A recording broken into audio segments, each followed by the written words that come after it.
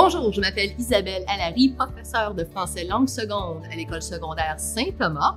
Je suis professeure de français au 3e secondaire et 5e secondaire. Quand j'ai commencé à enseigner à des élèves qui avaient zéro connaissance en français ou des connaissances tellement limitées, je me suis rendu compte, je peux faire mon travail ici, puis je pense que je vais faire du bon travail, puis je vais avoir de bonnes connexions, puis je vais avoir de bonnes relations avec ces élèves-là, parce que je comprends ce défi, ces obstacles, puis je ne serai pas là pour les juger, je vais être là pour les appuyer, pour leur montrer le bon chemin. Se lancer en immersion française, c'est pas tout simplement se lancer dans une carrière en enseignement. C'est établir des relations avec des élèves qui ont besoin d'outils pour survivre. On vit dans un pays bilingue. On vit dans un monde qui dépend de ses connaissances linguistiques. Il faut donner ces outils-là à ces élèves. Et c'est pas étouffer ou anéantir leur langue maternelle. C'est reconnaître leur langue maternelle, mais leur donner les outils nécessaires pour qu'ils puissent s'exprimer en français. Et c'est ce que je dis à mes élèves. Je veux reconnaître leur identité, leur diversité, mais je veux leur donner les possibilités, les opportunités de le faire en français.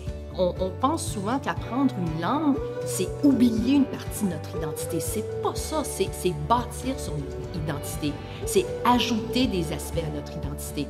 Et c'est ce que je veux que les élèves comprennent, que je suis là pour leur donner les outils, pour leur permettre de s'exprimer et de se développer davantage. La meilleure raison pour moi, c'est la flexibilité qu'on a en tant que prof en immersion. Tu veux faire un projet en musique? Let's go, on va le faire en musique. Tu veux faire un projet sur la culture populaire? Tu veux parler des bandes dessinées puis des super-héros? On va le faire. Tu veux faire un projet sur la nourriture? On va le faire. Il y a tellement de pistes possibles, il n'y a aucune restriction. Oui, on a le programme de notre ministère qu'on doit suivre, mais les sujets sont illimités. Donc, j'adore cette flexibilité. Cette flexibilité-là, c'est plus de flexibilité que disons, le cours de maths ou de sciences. Je ne dis pas qu'il n'y en a pas dans ces sujets-là, mais en tant que prof de français en immersion, je suis tellement contente d'avoir cette flexibilité-là. Ça me permet de recréer mon programme à chaque année, de trouver des nouveaux sujets, de trouver des sujets signifiants pour les élèves.